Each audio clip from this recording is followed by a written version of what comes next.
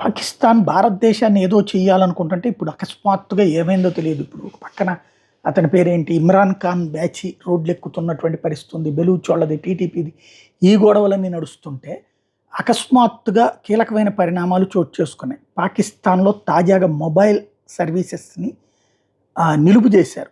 Internet services ఆపు చేశారు ఇస్లామాబాద్, రావల్పిండిల్లో. ఇది కాస్త పెద్ద చర్చకి తావిస్తోంది. ఇందులో 2 కోణాలు.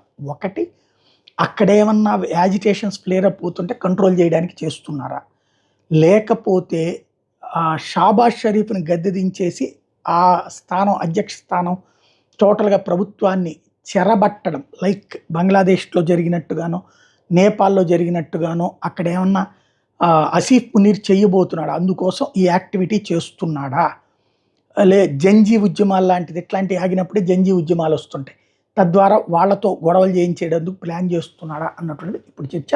పాకిస్తాన్లో తాజాగా జరుగుతున్న పరిణామం ఇది.